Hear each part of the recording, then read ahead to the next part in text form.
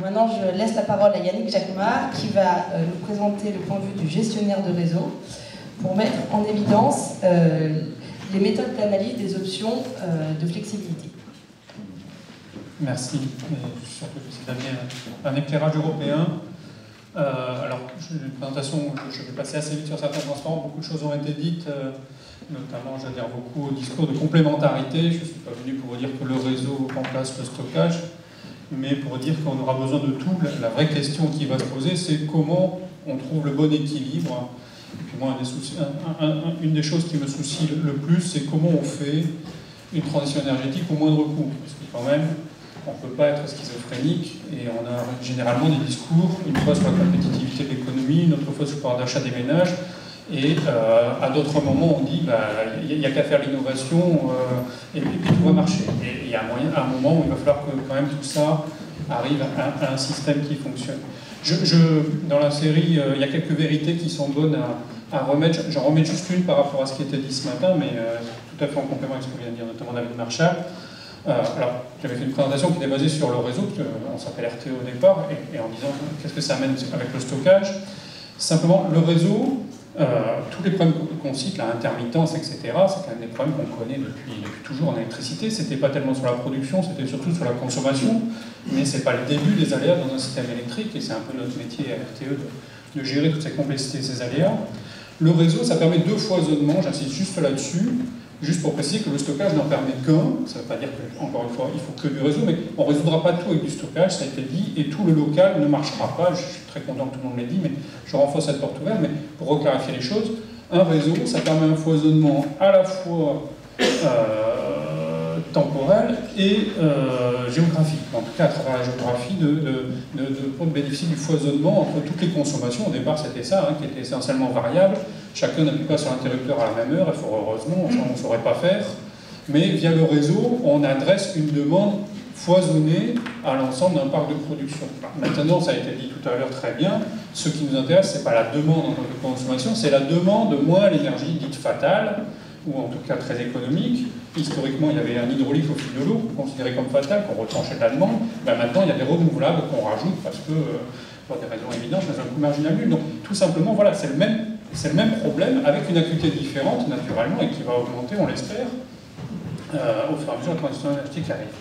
Donc, le stockage est une autre réponse au foisonnement temporel. Par contre, je veux juste insister sur une vérité première, il me semble, enfin je ne vais pas en discuter, mais c'est ma perception, c'est qu'on ne fera pas de foisonnement géographique avec du stockage. Donc moi je suis venu vous amener une dimension européenne, je vais juste rester sur ce transparent qui est complémentaire de ce qui a été présenté précédemment.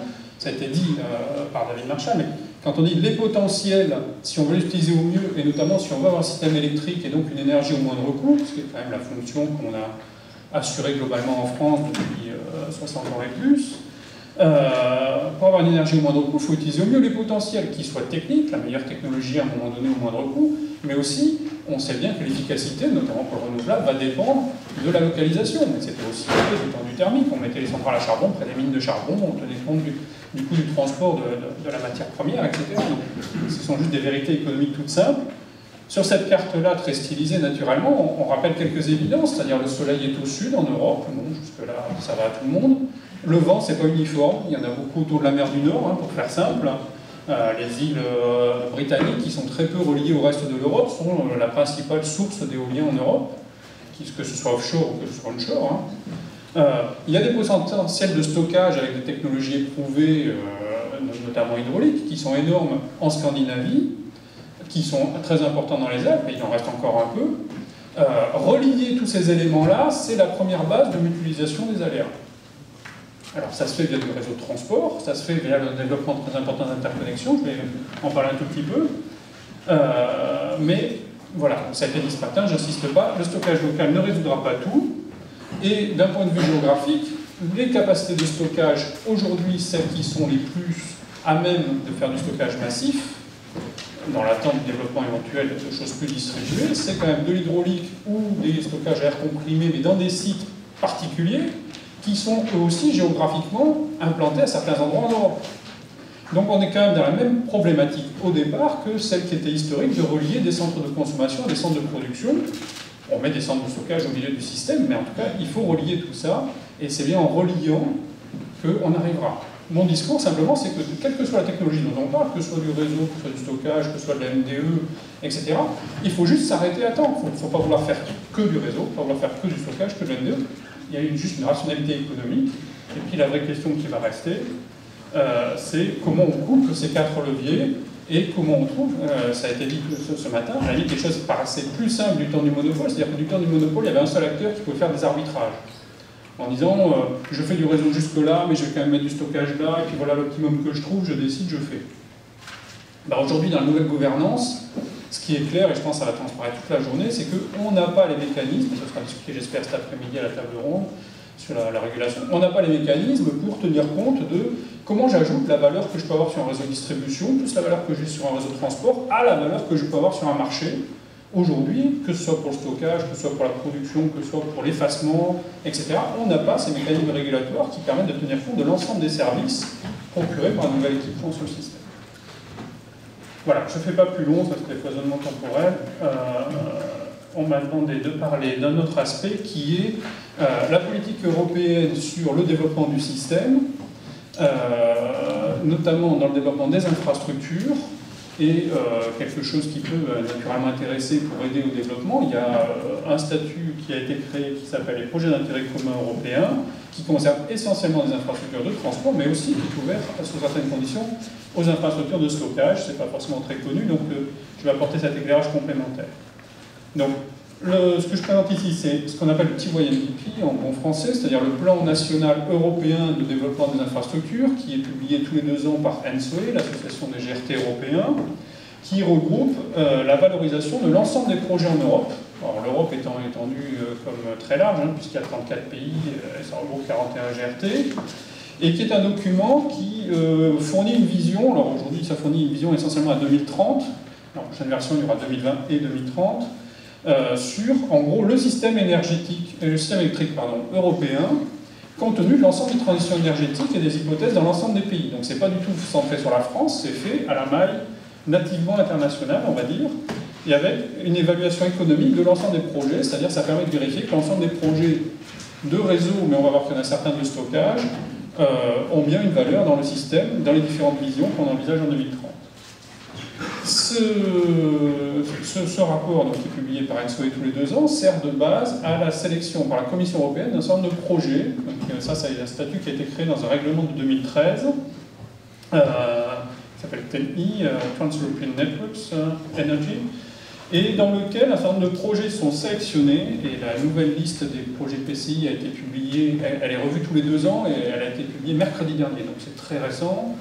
Il y a 195 projets dans la nouvelle liste, il y en a un peu plus dans la précédente, 248, dont 108 en électricité. Donc il y a 108 projets en électricité qui sont reconnus comme des projets d'intérêt commun européen par la Commission européenne, ce qui leur donne un certain nombre d'avantages, notamment sur les procédures d'autorisation, notamment pour les lignes, mais aussi pour certains gros projets de stockage, c'est très, très compliqué d'obtenir toutes les autorisations pour produire.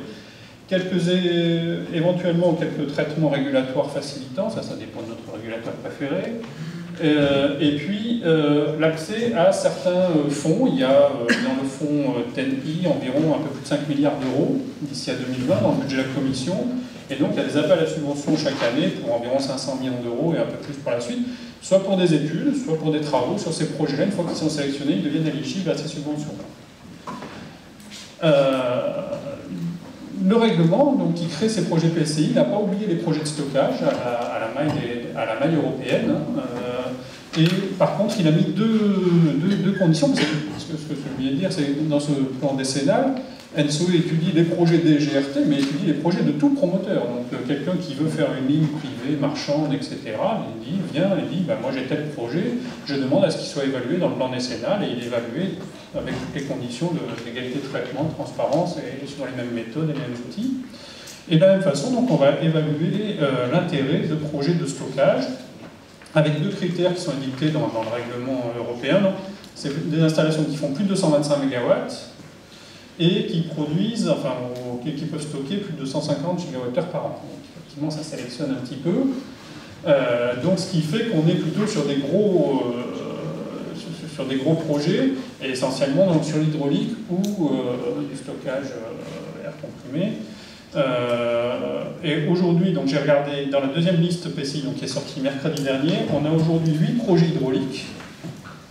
Alors des fois c'est des augmentations de puissance ou des nouvelles centrales, hein. Il y en a en Autriche, il y en a dans les Pays-Bas, il y en a à différents endroits, en Scandinavie. Et j'ai pu me tromper, mais moi j'ai trouvé un projet de CAES qui est en Angleterre. Et donc ces 9 projets ont ce statut de PCI, donc de projet d'intérêt commun, et ont donc accès à certains financements, alors sous certaines conditions. En tout cas pour toutes les études, ils peuvent avoir des financements jusqu'à 50% des coûts d'études, et puis après pour les travaux c'est un petit peu plus compliqué. Je fais très vite pour dire que voilà, il y a une méthodologie d'évaluation de ces projets, de la même façon qu'on évalue l'intérêt des projets d'interconnexion et de transport, qui est basée sur le surplus social européen, donc c'est tout à fait conforme à ce qui est fait dans les 2 études qui ont été présentées précédemment. C'est pas fait avec l'outil d'Artelis, mais c'est bien aussi.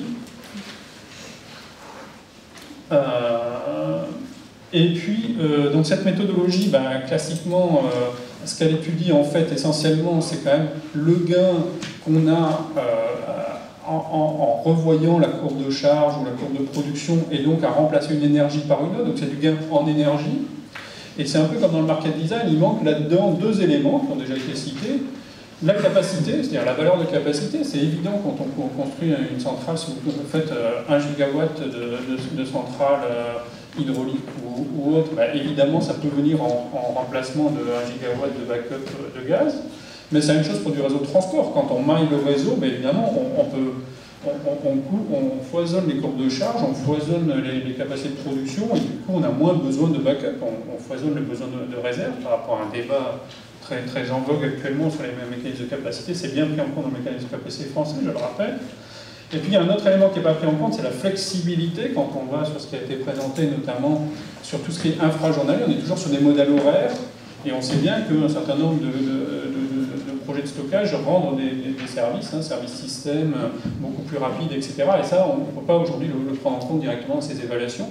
Donc on travaille actuellement, c'est ENSOE, donc on travaille avec l'Association européenne des promoteurs de stockage, ISE, pour justement améliorer cette méthodologie, et notamment en ce moment on travaille très concrètement la façon de prendre en compte la valeur de capacité. C'est pas toujours évident, c'est dans les systèmes, etc. Mais on essaye de développer une méthodologie qui permet de mieux mesurer cette valeur de capacité, parce qu'on a bien conscience que c'est une vraie limitation pour les projets de stockage, mais aussi pour les projets de transport, pour être très clair. Voilà la présentation que je voulais faire. Je suis à votre disposition pour toute question. On va essayer d'accélérer un petit peu. Merci donc Yannick Jacquemart pour cette présentation qui nous permet d'identifier un nouveau moyen de financement,